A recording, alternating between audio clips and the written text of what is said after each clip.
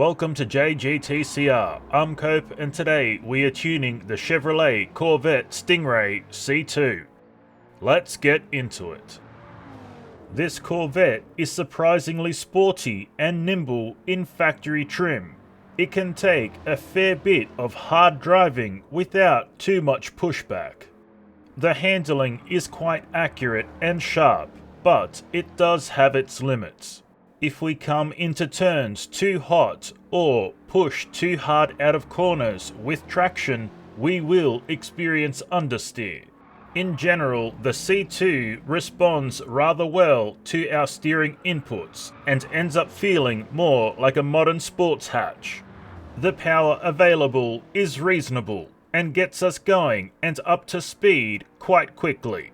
The power delivery is not that aggressive, however, it can still spin the tires if we get aggressive on throttle and heavy-handed with our inputs. The brakes work well, albeit a bit spongy, however, this is expected from older vehicles. Let's collect our time.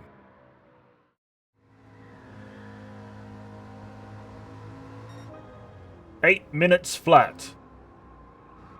On to the race tune.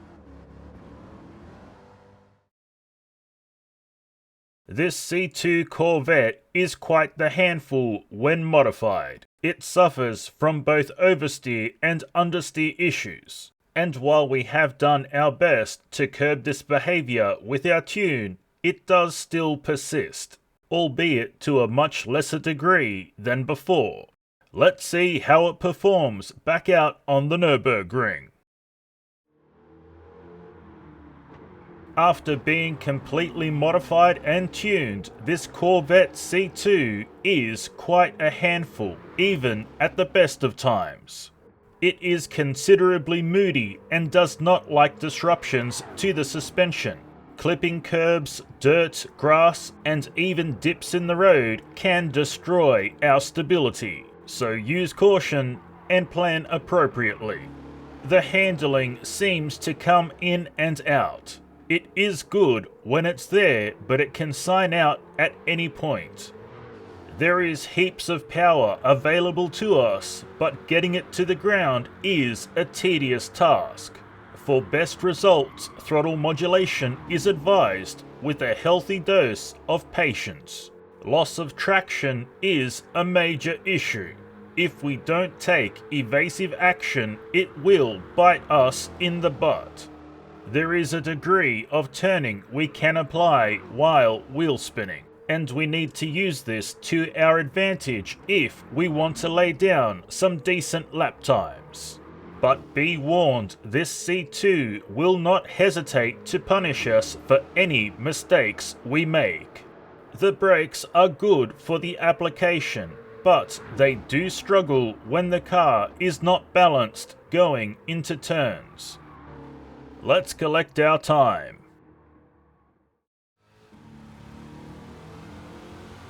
"6 minutes 27.5 seconds. And now our drift tune. The tail end of the C2 Corvette was quite whippy. Our tune reflects the attempt to mellow out how aggressively the tail steps out. Our body height adjustment is lower at the rear than it is at the front, giving us a squatting stance. The natural frequency is also much softer at the rear than it is at the front, and the ballast of 200 kilos at a ballast positioning of 50 over the rear wheels is our final heavy hitter in our attempt to gain control. The rest of our suspension setup supports these decisions. Let's go drifting. The C2 Corvette is a great little drift car. It can be thrown around quite aggressively without too much in the way of consequences. The handling is spot on for this application. It is light and easy to maneuver. This makes placement on track a breeze. Setting up for turns could not be easier. We never really have any issues with the steering at all. It is always ready to respond to our inputs. The power we have available to us feels like it is perfectly matched for the chassis. There is enough to get the job done, but not so much that we have to hold back when we apply the throttle. Power delivery is nice, strong, and smooth. It never feels like it's lacking what we need to make our drifts work out. When all is said and done, the Chevrolet C2 Corvette Stingray is a well-rounded drift car. And now it's time for an engine swap. The C2 with the engine swap in factory trim has had its balance thrown right out the window. It is not pleasant to drive at all. The suspension cannot cope with the engine swap, and it will not let us forget it. In some instances, this C2 will randomly spear off in a direction for no apparent reason. The handling is incredibly sloppy. It does respond to our inputs, but it moves like a seesaw, back and front and left to right. The end result is that we end up floating all over the road as we try and make our way around the circuit. The power and power delivery is absolute garbage. Our best bet is to put it into fourth and drive it like it's an automatic. Even when taking every precaution possible, this Corvette ends up being an understeer and oversteer pig. The brakes don't do a great job, but they do work and are super spongy.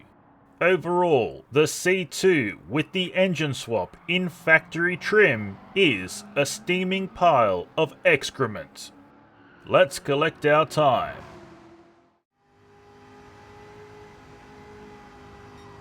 8 minutes, 4.3 seconds. And now, the race tune.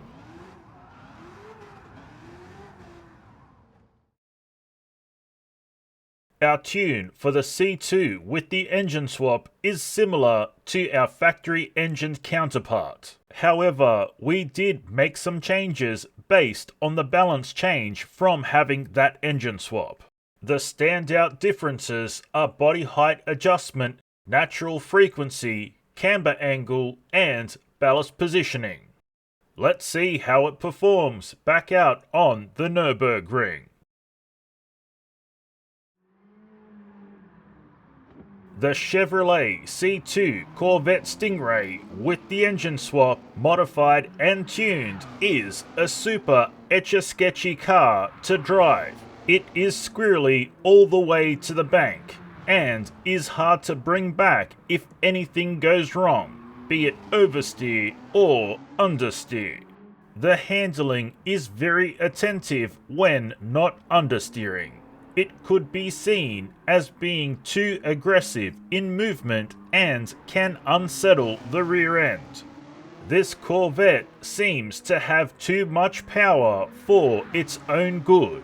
It forces us to drive cautiously, which in turn makes us lose time. The power delivery is hyper-aggressive. Throttle modulation is absolutely necessary to maintain control, and even then it remains a difficult chore. The brakes are good enough to slow us down. However, it can take a bit longer than anticipated because of the immense speed we carry. Let's collect our time.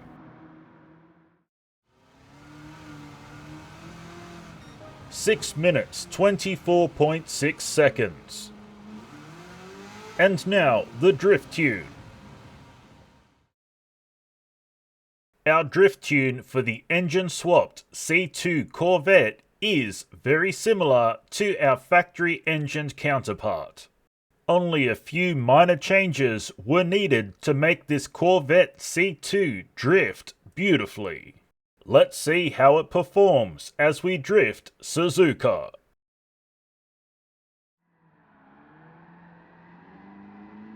The Chevrolet C2 Corvette Stingray with the engine swap is yet again another lovely drift car. It seems as though it is naturally inclined to lean into the drift. The handling is golden. The vehicle does what we ask when we ask of it without hesitation. The steering is crisp and agile. The whole car follows the front end and does not try to fight the flow at all. The power has been bumped considerably, but the chassis handles it well and does not seem too far out of balance. The power delivery is actually quite good compared to other vehicles sporting this swap. It is lumpy and grumpy, but it does not express it as much in this Vette. We should still use caution in the upper RPM range, as there is still a chance we can spin due to excess wheel speed. A bit of throttle modulation goes a long way. If we are smooth at the mid RPM range, there is plenty of fun to be had. And that's all we have for you today, so until next time, keep racing!